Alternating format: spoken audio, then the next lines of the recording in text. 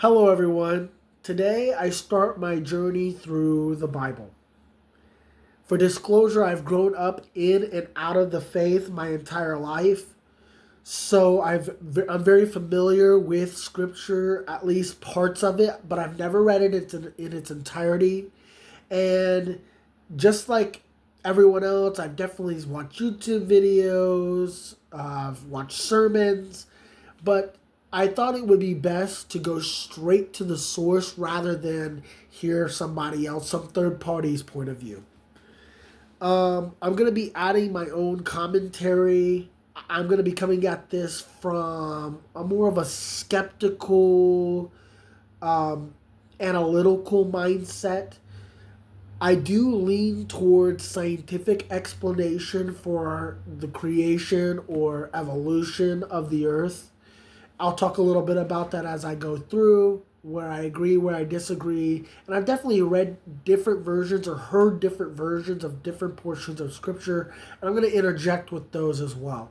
So hopefully you enjoy this. Hopefully you take something away from this. And this is my first step towards reading this thing in its entirety. Oh, and for disclosure, one more time, I am dealing with allergies. It's that season, so forgive me. Let's get right into this. So, oh, and I don't believe I said so, but this is the New International Version. I do have a King James Version. However, I'm going to be stumbling over my words quite a bit. I'm going to try to minimize that, hence I'm reading the New International Version rather than the King James. So, the beginning. In the beginning, God created the heavens and the earth. Now the earth was formless and empty. Darkness was over the surface of the deep, and the Spirit of God was hovering over the waters. And God said, "Let there be light," and there was light. God saw that the light was good, and he separated the light from the darkness. God called the light day, and the darkness he called night. And there was evening, and there was morning, the first day. And God said, "Let there be a vault between the waters to separate water from water." So God made the vault and separated the water under the vault from the water above it. And it was so. God called the vault sky. And there was evening, and there was morning, the second day. And God said, "Let the water under the sky be gathered into one place, and let dry ground appear." And it was so. God called the dry ground land, and gathered the waters he called sea. And God saw that it was good. Then God said, "Let the land produce vegetation, seed-bearing plants and trees on the land that bear fruit with the seed in it according to their various kinds." And it was so. The land produced vegetation, plants bearing seed according to their kinds, and trees bearing fruit with seed in accordance to their kinds. And God saw that it was good, and there was evening, and there was morning, the third day. So I'm going to stop right there. I'm going to add some commentary to this because that's a lot. So coming at this from more of a, I guess you could say, scientific mindset, which I'm going to pause on that statement, scientific mindset. Science is not an answer. It is the question, I would say. Science is asking the question, how did this happen? How did the earth form? What is it made of? Where did those come from? That's science. Taking measurements, taking graphs, or making graphs. That's science. Science is observation and record, not the foundation of understanding, if that makes sense. So I think that term in and of itself is a little flawed. So bear with me when I mention it. So what I mean by a scientific understanding, excuse me, what I mean by a scientific understanding is that I do believe in the Big Bang. And I use that term believe in because a lot of people who believe in the Big Bang will say, well, it's science. Well, no, it's a theory based on observation and measurements taken that we can conclude there was some kind of proponent similar to the Big Bang at the foundation of the universe. Okay, that's fine. We can all come to that same conclusion. However, you didn't see it happen. No one has ever seen it happen. No one ever will see it happen. So you believe it. Okay, so let's start there. It is a foundation of belief. Let's start there. So I do believe in the Big Bang. And with that comes, you know, light, energy, matter, so your atoms, all that great stuff.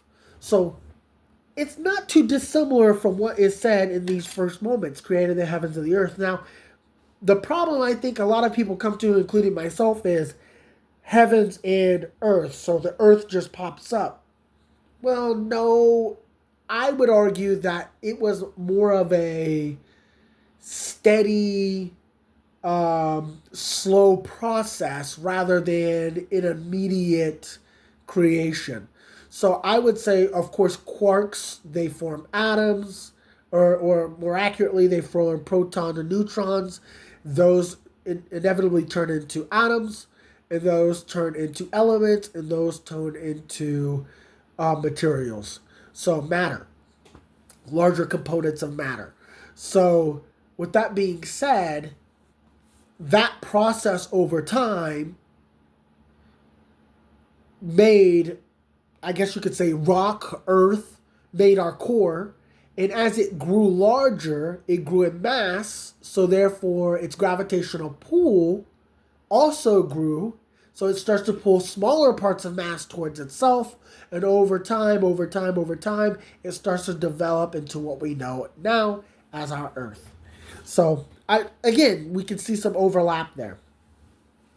Now, it says here, and then God said, let there be light. So light came after the earth, and that's where I start to disagree too. I would argue that light had to have come first, right? Light would have had to have come first because light is matterless. Matter would have to come afterward. I'm not going to get into all the circumstances surrounding that. And then also, this is a little weird. So it almost seems like the earth was just water at one point in time. And this is where I tend to disagree again. I don't believe that the earth was all water. Rather, I believe that at one point in time it was probably all rock. Then the atmosphere grew around it. So the sky, right? And then from that sky yielded water, which we have now. So that's kind of the order I see things in. Earth, sky, seas. This is just a different order. Again, it's all coming from a foundation of belief because we don't know that's the case. It doesn't matter what any scientist, whatever video you watch or book you read or what, doesn't really matter. No one saw it happen. So it still comes from a foundation of belief. So that's just where I'm at, okay? So I wanted to be clear on that. I think it happened in a different order. All right. So, and God said, let there be lights in the vault of the sky to separate the day from the night, and let them serve as signs to mark sacred times and days and years. And let them be lights in the night in the vault of the sky to give light on the earth. And it was so.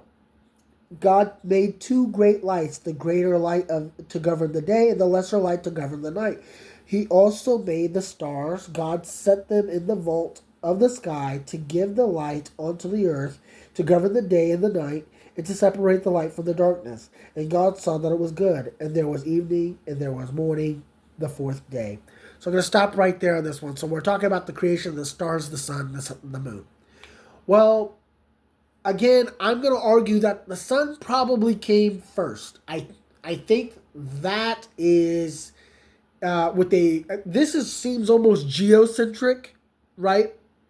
If you're an anime fan like me, I think you should watch the show Orb, and it's coincidentally, it's about the church in a way, kind of fighting against fighting for a geocentric mindset. Geocentric meaning like the Earth is the middle of the universe or the middle of our solar system, you could say. Whereas that's just not the case. We know that we live in a heliocentric solar system, which would say that the sun came before the earth. The Earth is in the sun's gravity, not the other way around. So again, I fundamentally disagree with this here. Saying that, oh, I made the sun and the sun. You might say, well, it's the lesser light, the greater light. That's the sun and the moon. And as far as the moon does not produce light of its own. It merely reflects the light from the sun. This we know. So, again, I fundamentally disagree with this one. I mean, again, chapter 1, 14, and 14 to 19. And I just disagree with essentially all of that. I would argue sun, then our solar system, our Earth, Venus, Neptune, all that stuff. And then from the Earth came the moon, right? The moon, again, Earth. Now that makes sense. Earth, then moon.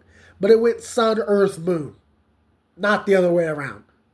So, absolutely, not the other way around.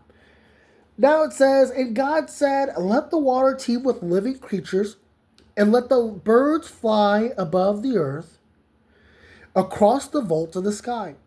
So God created great creatures of the sea, and every living thing which with water teems, and that moves about in it, according to their kinds, and every winged bird according to its kind. And God saw that it was good. God blessed them and said, be fruitful and increase in number, and fill the water in the seas, and let the birds increase on the earth.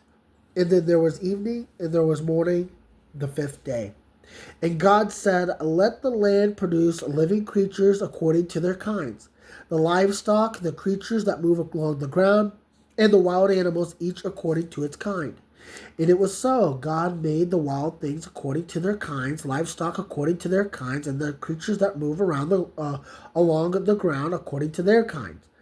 And God saw that it was good. And then God said, let us make, now this is where it gets interesting, let us make mankind in our image, in our likeness, so that they may rule over fish in the sea, birds in the sky, and the livestock, and all the wild animals, and over all the creatures that move along the ground.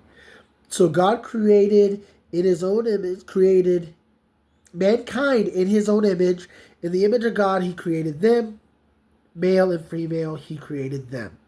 God blessed them and said to them, be fruitful and increase in number. Fill the earth and subdue it. Rule over the fish in the sea and the birds in the sky and over every living creature that moves on the ground. Then God said, I give you every seed-bearing plant on the surface on the face of the whole earth, in every tree that has fruit with seed in it.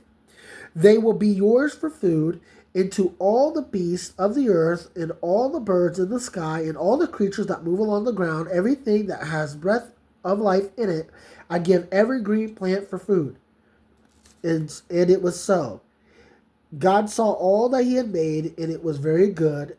And there was evening, and there was morning, the sixth day. Thus the heavens and the earth were completed, and all their vast array. So that completes chapter 1 of Genesis. So let's talk about it a little bit here. So God creates plants, God creates animals, God creates humanity. And I actually agree with that order. I do think plants, which is a form of life. Let's not forget that. Your tree is alive. Your grass is alive. Right? So this life came, I personally believe it came from the sea. I think most life, everything is made of water, right? Everything, all living creatures are made of water, so they came from water. So plants came, then animals. Now, this is interesting because I've read versions of the Bible, or I've, at least when I was younger, heard versions of the story where Adam named the creatures on the earth. That's not mentioned at all in this. And then also, Adam came first, then Eve was made from a rib. Well, actually, a bone from the right side, which is not in this version. And it's actually not in this King James version I have right here. So, some contradictories. I hear a lot of the time where a Christian will say things like, well, the Bible's been translated, but it's never really been changed. No, that's a big change. That's a big change. It's either God made them at the same time, or God made one, and from that one, he made another. That's a big change. Those are two very distinct things. And now also the naming scheme. God named them, he calls them birds instead of creatures flying in the sky in different versions. Now you might say, well, that's not that big of a deal. But no, it is a big deal, because when you say that Adam, aka man, named the animals, he called them birds, we're pulling in some, I guess you could say, realism to that, some familiarity, because humans do name the things around us. They're only called birds in our language, in English. They're called something else in Spanish. They're called something else in Japanese, something else in Chinese. And you might say, well, those are just different languages, but they all mean the same thing. Well, that's kind of what I'm getting at, is the fact that we assign meaning. It may all mean the same thing because that thing doesn't change, but we assign the meaning. So having God do that, it strips that away from us, almost as if they were just called that.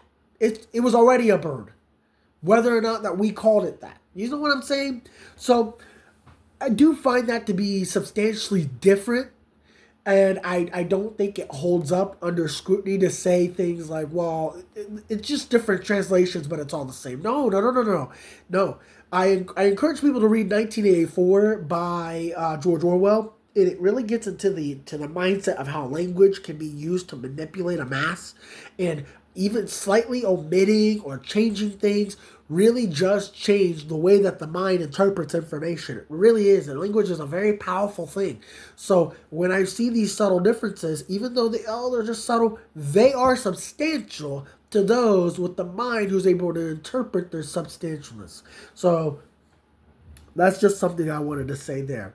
I'm going to close this video up with this. That ends the first chapter of Genesis. This is a pretty long video for one chapter of Genesis.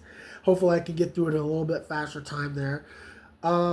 Again, I wanted to come at this from more of, I know it's everything we do is subjective, but objective in the sense that I'm not coming at this because, oh my gosh, I believe in the Bible and I believe in every word.